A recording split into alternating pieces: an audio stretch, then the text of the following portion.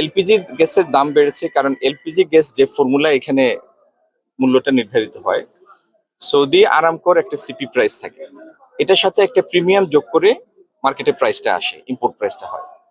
তো যেখানে অরিজিন সেখানে যদি মূল্য বেড়ে থাকে এখানেও সেটার প্রতিফলন হবে। আর আপনি নিশ্চয়ই বোঝেন যে ক্রুড অয়েলের মূল্য ছিল কিছুদিন আগে 55-60 ডলার, সেটা $116 যাওয়ার পরেও এই মানুষের পছন্দের সরকারটি এখন পর্যন্ত আগের মূল্য ধরে রেখেছে। উদ্দেশ্য একটাই, এই মূল্য বৃদ্ধির কারণে যেন মানুষ কষ্ট না পায় সেজন্য। রাষ্ট্র, আমাদের প্রধানমন্ত্রী তারেক রহমানের নেতৃত্বে এই রাষ্ট্র যতক্ষণ পর্যন্ত মূল্য বৃদ্ধি না করে দেশের আহ, পরিস্থিতিটাকে স্থিতিশীল রাখতে পারবে, রাষ্ট্রের একটা আয় ব্যয়ের বিষয় আছে না, সেই পরিস্থিতিটা যতক্ষণ পর্যন্ত রাষ্ট্র টলারেবল মনে করবে, যতক্ষণ পর্যন্ত সহ্য করতে পারবে, ততক্ষণ পর্যন্ত এরকম বৃদ্ধিতে যাবে না। এবং অন্যান্য দেশে আপনি দেখেছেন যে যুদ্ধ লাগার পরেই মূল্যের সমন্বয় হয়েছে। খোদ মার্কিন যুক্তরাষ্ট্র, যেখানে তেল আমদানি করতে হয় না, তেল নিজেদেরই তেল, সেখানে মূল্য যেটি $3 নিচে ছিল গ্যালন, সেটি $4 ছাড়িয়ে গিয়েছে বিভিন্ন স্টেটে, কোনো কোনো স্টেটে $5 হয়েছে।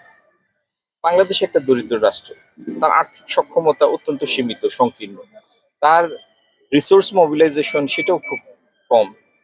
তারপরেও যেন আমাদের মানুষের ক্রয় ক্ষমতার মধ্যে এই মূল্যের অধিকারটা না পড়ে, সেজন্য এই সরকার কষ্ট করে হলেও এটি ধরে রেখেছে এবং যতক্ষণ সম্ভব ততক্ষণ ধরে রাখবে।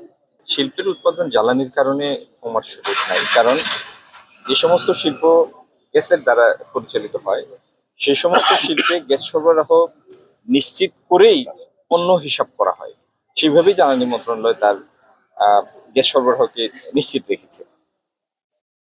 বৈশ্বিক পরিস্থিতির কারণে বিভিন্ন জায়গায় কনজাম্পশন কমেছে, যে কারণে রপ্তানি কমেছে। এবং এই যে বিশেষত আমরা যা রপ্তানি করি তৈরি পোশাক, সেটি রপ্তানি যে শুধু বাংলাদেশ থেকে কমেছে ব্যাপারটা তা নয়, আমাদের প্রতিদ্বন্দ্বী সবগুলি রাষ্ট্রের রপ্তানি কমেছে।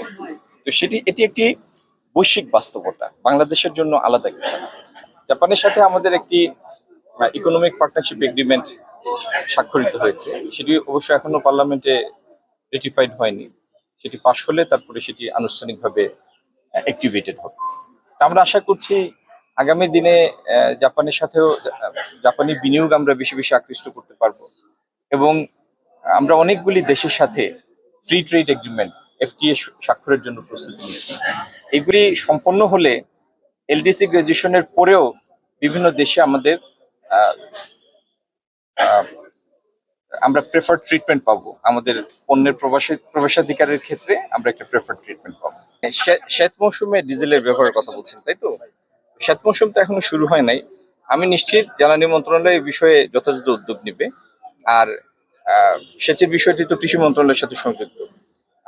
আমি পুরোপুরি আত্মবিশ্বাসী, এই দুই মন্ত্রণালয়ে আমাদের যারা সহকর্মীরা আছেন তারা এই ব্যাপারে পুরোপুরি সচেতন, সুতরাং আপনারা অভিযোগ করার সুযোগ পাবেন না।